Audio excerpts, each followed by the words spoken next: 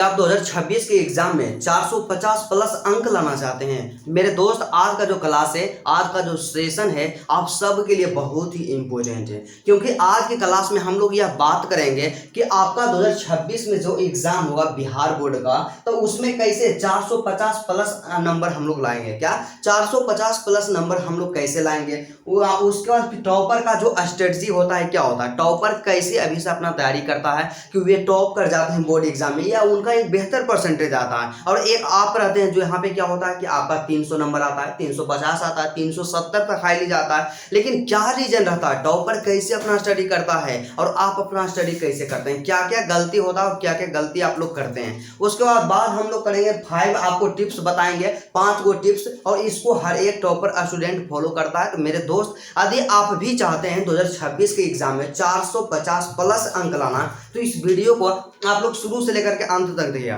क्योंकि इस वीडियो में आपके लिए मोस्ट इंपोर्टेंट पॉइंट को इंक्लूड किया गया है। और ये ऐसे पॉइंट है जो कि टॉपर फॉलो करते हैं, क्या जो कि टॉपर फॉलो करते हैं। और उसके साथ ही साथ हम यह बात करेंगे कि बेस्ट बुक कौन सा है, क्या आपको कौन कौन से किताब पढ़ना चाहिए। क्योंकि कई ऐसे मेरे भाई होते हैं, मेरे दोस्त होते हैं, उनको किताब के बारे में ही नहीं पता रहता है कि हमें कौन सा किताब फॉलो करना चाहिए, कौन सा क्वेश्चन बैंक लेना चाहिए, ऑब्जेक्टिव के लिए क्या लेना चाहिए, सब्जेक्टिव के लिए क्या लेना चाहिए, मॉडल पेपर किसका लेना चाहिए।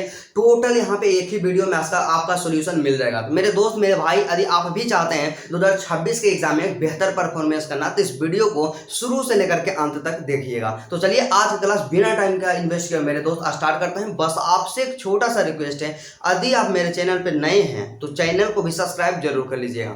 तो चलिए सबसे पहले हम लोग यहाँ पे देखते हैं कि 450 प्लस नंबर के लिए 5 टिप्स। क्या 450 प्लस नंबर यदि आपको लाना है तो आपको इन तमाम चीजों पे अभी आपको ध्यान देना होगा। सबसे पहला आता है कि कई ऐसे मेरे भाई होंगे जो बोलेंगे कि भैया जानते हैं एग्जाम में तो काफी कम समय बचा हुआ है, और हम क्या किए हैं कि अपना समय तो बर्बाद कर दिए हैं, 11th में कुछ भी नहीं पढ़े हैं, और क्या अभी से पढ़ करके 400 प्लस नंबर लाया जा सकता है? तो ब्रदर डेफिनेटली यहाँ पे 400 प्लस नंबर लाया जा सकता है। क्योंकि क्या होता है कि अभी यदि आप मान करके चलिए तो यहाँ पे जुलाई का मंथ चल रहा है, क्या चल रहा है, जुलाई का मंथ चल रहा है, या आप समझिए कि अगस्त चल रहा है। क्या अगस्त से आप हमें अपना तैयारी स्टार्ट कीजिए, तो अगस्त हो गया, और उसके बाद सितंबर, अक्टूबर, उसके बाद फिर क्या है, नवंबर और दिसंबर है, क्या दिसंबर है, और उसके बाद फिर अगला जो है जनवरी है, क्या जनवरी है। तो 1 महीना, 2, 3, 4, 5, 6, टोटल जो आपके पास है ना अभी 6 महीना बचा हुआ है। क्या 6 महीना बचा हुआ है? तो 6 महीना पूरा डेडिकेशन, पूरा जुनून, और जिसे हम यहाँ पे स्ट्रेटजी बताएंगे उसको यदि आप फॉलो करते हैं ना मेरे भाई, आपको एग्जाम में बेहतर करने से कोई नहीं रोकेगा। क्योंकि क्या होता है कि हम कई साल बच्चों को गाइड कर रहे हैं, उनको हमेशा यहाँ पे एक सही डायरेक्शन दिखाते हैं, और उनका जो परसेंटेज आता है ना बहुत ही बेहतर आता है। तो यदि आपको हम पे विश्वास है तो इस वीडियो को शुरू से लेकर के अंत तक देखिएगा, क्योंकि जब तक आप अंत तक नहीं देखिएगा तब तक आप पूरा बात को कैसे जानिएगा। यही आपसे रिक्वेस्ट है, आप लोग शुरू से लेकर के अंत तक देखिए। तो सबसे पहला पॉइंट जो कि मोस्ट इंपोर्टेंट है मेरे भाई, तो पहला पॉइंट यहाँ पे क्या होता है कि सेट योर गोल। क्या सेट योर गोल, हम में से जानते हैं यहाँ पे यदि मान लीजिए 100 स्टूडेंट है, क्या 100 स्टूडेंट है, इसमें से क्या करते हैं कि 90% स्टूडेंट ऐसे होते हैं जो कि क्या करते हैं, अपना गोल तो बनाते ही नहीं, और 10% ऐसे स्टूडेंट होते हैं जो अपना गोल को बना करके चलते हैं। तो ब्रदर जानते हैं टॉपर जो होते हैं क्या होते हैं, एक आपके क्लास के एक होते हैं, आप होते हैं, और दूसरा का टॉपर जो होता है। तो टॉपर क्या करता है जानते हैं, जिनका एक बेहतर परसेंटेज आता है 450, 460, 470 आता है, जो स्टेट में रैंक लाते हैं, जो डिस्ट्रिक्ट में रैंक लाते हैं, वो यही काम करते हैं। सबसे पहले अब उनका टारगेट यहाँ पे फिक्स रहता है कि हमें कितना नंबर लाना है। क्या आप हमें कितना नंबर लाना है, और आपको अभी से अपना टारगेट फिक्स करना होगा कि आपको 450 अंक लाना है, या 400 अंक लाना है, या बिहार टॉपर बनना है, या स्टेट टॉपर बनना है। इस तरह से अपना आप डिसाइड कीजिए। और जानते हैं मेरा ऐसा मानना है, पर्सनल ओपिनियन है ब्रदर जी, आप लोग क्या कीजिएगा, जब भी आप अपना गोल सेट कीजिएगा ना, हमेशा बिग गोल सेट कीजिएगा। क्या बिग गोल सेट कीजिए, बड़ा गोल सेट कीजिएगा। ऐसा हम इसलिए कह रहे हैं ब्रदर जी कि यदि कोई स्टूडेंट है, क्या कोई स्टूडेंट है जिनका 400 नंबर यहाँ पे लाना उनका क्या है उद्देश्य है, तो ये लोग क्या करेंगे, कभी भी 400 यहाँ पे अपना टारगेट नहीं रखेंगे। क्या कभी भी 400 टारगेट नहीं रखेंगे। आप क्या कीजिएगा कि यहाँ पे 400 यदि आपको लाना है ना तो 450 टारगेट लेकर के चलिए। क्या 450 टारगेट लेकर के चलिए कि हमको 450 लाना है, क्योंकि मेरे दोस्त आपको पता होना चाहिए कि यदि आप 400 के लिए मेहनत कीजिएगा नहीं तो कभी भी जीवन में 400 अंक नहीं आएगा, लेकिन आप 450 के लिए मेहनत कीजिएगा तो आपको 400 जरूर आएगा। तो यही बात आता है मेरे दोस्त, आप लोग हमेशा बड़ा अपना यहाँ पे गोल सेट कीजिए और उसके बाद आप लोग अपना फिर से यहाँ पे तैयारी स्टार्ट कर दीजिए। तो सबसे पहला काम अपना गोल फिक्स कीजिए, 100% मोस्ट इंपॉर्टेंट है। जब तक आपके पास मकसद नहीं होगा ना तब तक काम करने में यहाँ पे अच्छा जुनून नहीं आएगा, ठीक नहीं लगेगा। तो आपको यही काम करना। उसका दूसरा क्या होता है कि हमें सिलेबस समझना चाहिए। क्या हमें सिलेबस समझना चाहिए। यदि आप बेहतर करना चाहते हैं, कम समय में ज़्यादा अंक लाना चाहते हैं तो मेरे ब्रदर जानते हैं आपको वही पढ़ना है जो एग्जाम में आपसे पूछा जाएगा। पढ़ने के लिए तो हमारे पास बहुत है, लेकिन हमें क्या करना है, हमें वही पढ़ना है जो एग्जाम में पूछा जाए। एग्जाम में जिससे ज़्यादा क्वेश्चन से वहाँ पे क्या हो, अटेम्प्ट हो जाए। तो सबसे पहले अपना सिलेबस को समझना है, और सिलेबस को जो समझना है आपको सब्जेक्ट वाइज समझना है। हिंदी का सिलेबस क्या है, इंग्लिश का सिलेबस क्या है, आपका फिजिक्स, केमिस्ट्री, बायोलॉजी, आपका जो भी सब्जेक्ट होता है ना ब्रदर, आप किसी भी स्ट्रीम का स्टूडेंट हो, चाहे साइंस या कॉमर्स का हो, आप लोग क्या कीजिएगा अपना सिलेबस को समझ लीजिएगा और सिलेबस को समझिएगा कि हमें कितना पढ़ना है। और सिलेबस को समझने का एक बेहतर तरीका जानते हैं क्या हो है, आप लोग एनसीईआरटी किताब ले लीजिएगा। एनसीईआरटी किताब जो है ना वही आपका सिलेबस होता है। तो आप लोग सिलेबस को जरूर समझ लीजिएगा, तो सिलेबस आपके लिए जरूरी होता है। ठीक है, उसके बाद जैसे ही हम अपना सिलेबस को समझ लिए और अगला यहाँ पे क्या होता है एग्जाम पैटर्न। क्या एग्जाम पैटर्न, तब ब्रदर जी हमें क्या करना चाहिए, अपने एग्जाम पैटर्न के बारे में जानना चाहिए। क्योंकि जानते हैं वही बात कहना चाहेंगे कि 100 में से 90 ऐसे स्टूडेंट होते हैं जिनको अपना एग्जाम पैटर्न ही नहीं पता रहता है कि हमसे एग्जाम में कैसा क्वेश्चन पूछा जाएगा, किस तरह का क्वेश्चन पूछा जाएगा, 2 अंक वाला क्वेश्चन कितना पूछा जाएगा, 5 अंक वाला क्वेश्चन कितना पूछा जाएगा, आपको एग्जाम पैटर्न नहीं रहता पता। और 10% ऐसे मेरे भाई होते हैं जो टोटल वे यहाँ पे क्या करेंगे 2 घंटा कम पढ़ेंगे डेली, लेकिन यहाँ पे पूरा उनको जानकारी होगा कि हमारा एग्जाम पैटर्न क्या होगा। तो एग्जाम पैटर्न के बारे में आपको जानना चाहिए, क्योंकि जब तक आपको पता नहीं रहेगा, जानकारी नहीं रहेगा, तब तक आप एक बेहतर परसेंटेज कैसे लाइएगा। तो एग्जाम पैटर्न के बारे में जानिए। और एग्जाम पैटर्न आपका क्या होता है कि सीधा सा है, आप लोग क्या कीजिएगा प्रीवियस ईयर का पेपर उठाइए, 2023 का, 25 का या 24 का, कोई भी ईयर का उठाइए 2020 से पहले, और देखिए सब्जेक्ट वाइज कि कितना ऑब्जेक्टिव पूछा जा रहा है, कितना सब्जेक्टिव पूछा जा रहा है, कितना 2 अंक वाला पूछा जाता है, कितना 5 अंक वाला पूछा जाता है, हमारे पास ऑप्शन कितना होता है। इस तरह से आप स्वयं से देखिए। जब तक आप अपने से नहीं देखिएगा नहीं तब तक आपके अंदर का कॉन्फिडेंस डेवलप नहीं होगा। तो मेरे ब्रदर आप लोग क्या कीजिएगा, आप लोग अपने से देखिए, एनालिसिस कीजिए। आपको कोई भी प्रॉब्लम होता है इसके अलावा तो आप लोग कमेंट कीजिए, उसका हम लोग जल्द से जल्द रिप्लाई देंगे। ठीक है, उसके बाद अगला जो होता है जब हम अपना गोल सेट कर लिए, सिलेबस को समझ लिए, एग्जाम पैटर्न को भी जान गए कि हमारा एग्जाम पैटर्न ऐसा होता है। ठीक है, उसके बाद नेक्स्ट आपको क्या करना है जानते हैं, प्लानिंग करना है। क्या प्लानिंग करना है जानते हैं, आदि वही हम कहना चाहिए कि बेहतर आपको करना होगा ना पूरा प्लानिंग आपको करना चाहिए, स्ट्रेटजी बनाना चाहिए। और स्ट्रेटजी जो आपको बनाना चाहिए ना आपको सब्जेक्ट वाइज बनाना चाहिए। मान लिया जाए यहाँ पे बात करते हैं मेरे ब्रदर मेरे भाई कि कोई ऐसे स्टूडेंट होंगे जिनका सपना क्या होगा, जिनका सपना होगा ना मेरे भाई कि 450 अंक लाना है। क्या 450 अंक लाना है, तो ये लोग प्लानिंग कैसे करेंगे। सबसे पहला स्टेप यहाँ पे क्या होगा कि वे लोग सोचेंगे कि मेरे पास तो 5 गो सब्जेक्ट है ब्रदर, तो 5 गो सब्जेक्ट है, इसका मतलब क्या होता है कि हमें हर एक सब्जेक्ट में कम से कम हमें 90 अंक लाना है। क्या कम से कम हमें 90 लाना है, इससे कम नहीं होना चाहिए, क्योंकि 90 आएगा तभी आपका 450 आ सकता है। इससे ज्यादा होना चाहिए लेकिन इससे कम नहीं होना चाहिए। सबसे पहला यहाँ पे टारगेट हो गया। दूसरा क्या होता है कि आप लोग सब्जेक्ट वाइज डिसाइड कीजिएगा कि आपको हिंदी का तैयारी कैसे करना है, इंग्लिश का कैसे करना है, फिजिक्स, केमिस्ट्री, बायोलॉजी में कैसे एक बेहतर अंक लाना है। तो यदि आपको स्ट्रेटजी बनाना नहीं आता है कि सब्जेक्ट वाइज स्ट्रेटजी हमें कैसे बनाना है, तो डिस्क्रिप्शन में वीडियो का लिंक है, आप वीडियो को देख लीजिएगा, 100% सोल्व हो जाएगा। तो आपको इसी तरह से अपना प्लानिंग करना है, कैसे बेस्ट अंक लाना है इसी के बारे में सोचना है। क्योंकि मेरे ब्रदर जानते हैं हार्ड वर्क सिर्फ करने से नहीं होगा।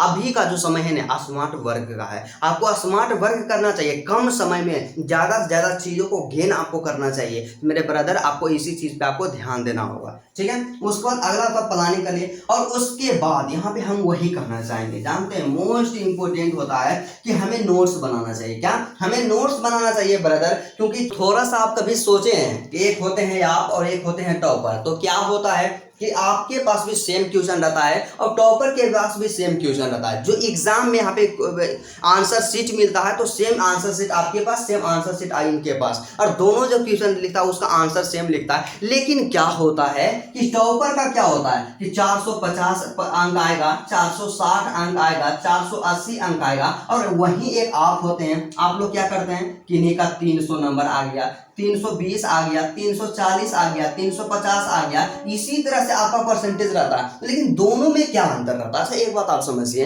यदि दोनों में जब तक नहीं अंतर रहेगा तब तक यहाँ पे मार्क्स में डिफरेंस कैसे आएगा? तो अंतर क्या रहता है ब्रदर? ये पूरा डेडिकेशन के साथ पढ़ता है। ये टॉपर जो होते हैं यहाँ पे क्लास का हमेशा नोट्स बनाते रहता है, तो आपको नोट्स बनाना चाहिए। और जानते हैं हम कितना भी नोट्स देते हैं, क्योंकि हम भी नोट्स देते हैं, तो हम कितना भी नोट्स दे देंगे, आपको क्या करना है उस नोट्स का इस्तेमाल करना है, अपना नोट्स बनाने के लिए इस्तेमाल करना है। बस वही बात आता है मेरे ब्रदर, आपको अपने से भी खुद का नोट्स आपको बना होना चाहिए। और नोट्स जो बनाना है ना, आपको शॉर्ट नोट्स बनाना है। क्या आपको शॉर्ट नोट्स बनाना है और दूसरा का लॉन्ग नोट्स बनाना है। तो नोट्स कैसे बनाना है? नोट्स बनाने का जो बेहतरीन तरीका क्या होता है, डिस्क्रिप्शन में वीडियो का लिंक है, इस वीडियो को देख लीजिएगा। एग्जाम में दिक्कत नहीं होगा, 100% नहीं होगा, ठीक है। उसके बाद अगला जो होता है रिवीजन। क्या रिवीजन? तो रिवीजन के बारे में हम यही कहना चाहेंगे कि यदि आप रिवीजन नहीं करते हैं, पूरा साल स्टडी करते हैं, तो समझिए कि पूरा साल आप कुछ भी नहीं पढ़े हैं। इतना ज़्यादा रिवीजन का यहाँ पे अहम भूमिका होता है, क्योंकि रिवीजन के बिना तो कुछ हो ही नहीं सकता। जब तक आप रिवीजन नहीं कीजिएगा तब तक आप बेहतर कर ही नहीं सकते। तो रिवीजन पे अभी से ही फोकस करना चाहिए, और हमेशा आपको बताएं कि रिवीजन कैसे करना है। आपको डेली रिवीजन करना चाहिए, और दूसरा होता है वीकली रिवीजन करना चाहिए। इस चीज़ पे आप लोग ध्यान दीजिएगा, रिवीजन ज़्यादा से ज़्यादा कीजिएगा। आज जितना पढ़ाई हुआ है आज ही आप रिवीजन कर लीजिए, और उसके बाद फिर क्या होता है मेरे भाई मेरे दोस्त कि एक सप्ताह में जितना भी आप पढ़े ना, सप्ताह के 2 दिन शनिवार रविवार, इस दिन क्या कीजिएगा पूरा रिवीजन कर लीजिएगा, ठीक है। और उसके बाद अगला जो होता है हैंड राइटिंग पे आपको ध्यान देना चाहिए। क्या होता है? हैंड राइटिंग पे ध्यान देना चाहिए। और यही यहाँ पे कहना चाहेंगे कि एक आप हैं और एक टॉपर हैं, तो दोनों के लिखने का तरीका, जो आंसर राइटिंग स्किल है, दोनों में बहुत डिफरेंस होता है। और वही काम करता है टॉपर जो होते हैं, क्या करते हैं हैंड राइटिंग पे ध्यान देते हैं। हैंड राइटिंग पे क्या ध्यान देते हैं ब्रदर कि टॉपर जो आपके क्लास के होते हैं उनका हैंड राइटिंग तो अच्छा होबे करता है, नो डाउट। उसके साथ ही साथ क्या होता है कि उनका स्पीड भी होता है। और एक आप होते हैं, एक नॉर्मल स्टूडेंट होते हैं, जिनका हैंड राइटिंग एक तो अच्छा होगा या तो स्पीड उसका नहीं होगा, और जिनका स्पीड है उनका हैंड राइटिंग ही अच्छा नहीं है। तो आपको हैंड राइटिंग पे आपको वर्क करना है, और उसके साथ ही साथ आपको आंसर राइटिंग प्रैक्टिस करना है कि एग्जाम में कैसे लिखना है, एग्जाम में लिखने का बेस्ट तरीका क्या होता है, और कैसे लिखेंगे तो पूरा में से पूरा अंक मिलेगा। तमाम चीज़ों के बारे में आपको बताएंगे। आपको नहीं आता है तो आप कमेंट कीजिए कि हाँ भैया एग्जाम में कैसे लिखना है, इस पे एक वीडियो ले आइए। तो हम लोग यहाँ पे जल्द जैसे ही आप कमेंट कीजिएगा 1 से 2 दिन के अंतर्गत वीडियो यहाँ पे अपलोड हो जाएगा। तो आप लोग क्या कीजिएगा,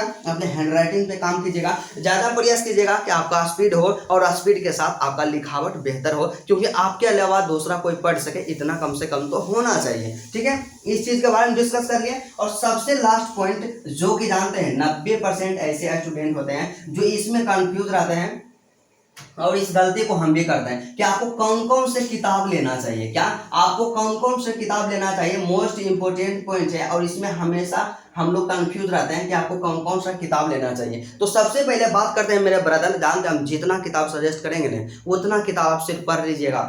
तो 2026 का जो एग्जाम होगा ना, इसमें 450 प्लस अंक लाने से कोई न रोकेगा। तमाम क्वेश्चन जो रहेगा ना इसी से क्वेश्चन रहेगा। तो आप लोग क्या कीजिएगा, जो हम किताब को सजेस्ट कर रहे हैं उस किताब को ले लीजिएगा। और कई ऐसे मेरे भाई होते हैं जो ले लिए होंगे, तो वो कमेंट करके बताइएगा कि हाँ भैया हम अभी अपना किताब ले लिए हैं, क्योंकि हम कई वीडियो में आपको बताएं कि किताब आपको कौन कौन सा लेना है। तो सबसे पहले जो आपका आता है NCERT। क्या NCERT का जो किताब होता है ना, आपको टोटल किताब एनसीईआरटी का ले लेना है। क्या टोटल किताब एनसीईआरटी का ले लेना है। आप किसी भी मीडियम का स्टूडेंट हो, साइंस के या आर्ट्स के या कॉमर्स के, आपको एनसीईआरटी किताब ले लेना है और एनसीईआरटी से ही एग्जाम में क्वेश्चन पूछा जाएगा। एक भी क्वेश्चन इससे बाहर नहीं रहेगा। एनसीईआरटी के अंतर्गत जितना चैप्टर रहेगा, जितना टॉपिक रहेगा, तमाम क्वेश्चन इसी से पूछा जाएगा। दूसरा किताब क्या आपको करना है कि क्वेश्चन बैंक ले लेना है। क्या करना है? क्वेश्चन बैंक ले लेना है। तो भाई क्वेश्चन बैंक जो लेना है ने, आपको कौन सा क्वेश्चन बैंक लेना है, कौन सा क्वेश्चन बैंक आपके लिए बेस्ट होता है, तो आप लोग ब्रिलियंट का क्वेश्चन बैंक ले लीजिएगा, अपने आप में बेहतर होता है। उसके बाद अगला बुक के बारे में बात करते हैं, तो आप लोग ऑब्जेक्टिव के लिए एक किताब लीजिएगा। क्या कीजिएगा? ऑब्जेक्टिव के लिए आप किताब लीजिएगा। तो भाई ऑब्जेक्टिव के लिए कौन सा किताब लेना है, तो टारगेट का एक बुक आता है, उस किताब को ले लीजिएगा, उस बुक को ले लीजिएगा, टारगेट ऑब्जेक्टिव, जिसमें कि क्या रहेगा, आपका एक किताब रहेगा और एक ही किताब के अंतर्गत आपका टोटल सब्जेक्ट का चैप्टर वाइज ऑब्जेक्टिव दिया हुआ रहेगा। और ऑब्जेक्टिव के लिए इसके अलावा कहीं भी आपको कुछ भी पढ़ने की आवश्यकता नहीं है, इतना आपको ले लेना है। और उसके बाद अगला जो आता है ना, एक आपको किताब लेना है, मॉडल पेपर लेना है। क्या लेना है ब्रदर जी? आपको क्या करना है? मॉडल पेपर ले लेना है। क्या मॉडल पेपर ले लेना है? तो भाई मॉडल पेपर किसका लेना है, तो इसमें भी हम सजेस्ट करेंगे कि आप लोग टारगेट का मॉडल पेपर ले लीजिएगा। और कई ऐसे मेरे भाई होंगे जो मेरे क्लासेस को रेगुलर देखते होंगे, वे लोग इस किताब को खरीद लिए। आप लोग कमेंट करके यहाँ पे कंफर्म कीजिएगा कि आप इतना किताब लिए हैं या नहीं लिए हैं, आप लोग कमेंट कीजिएगा। और जो स्टूडेंट नहीं लिए हैं, स्क्रीनशॉट आप एक बार ले लीजिए, इस किताब को ले लीजिएगा मार्केट में, इससे ज्यादा आपको कुछ भी नहीं पढ़ना। तो मेरे ब्रदर, मुझे उम्मीद ही नहीं बल्कि पूर्ण विश्वास है कि आप लोग यहाँ पे एक एक चीज के बारे में समझ गए होंगे कि यदि आपको 450 प्लस अंक लाना है तो आपको अभी से अपना स्टडी कैसे करना है। तो चलिए आज का क्लास यहीं तक रहता है। यदि आपको किसी भी सब्जेक्ट में कोई भी प्रॉब्लम हो, आप लोग कमेंट कीजिए, मैसेज कीजिए, कॉल कीजिए और आपका जल्द से जल्द समाधान किया जाएगा। तो चलिए आज का क्लास यहीं तक रहने देते हैं।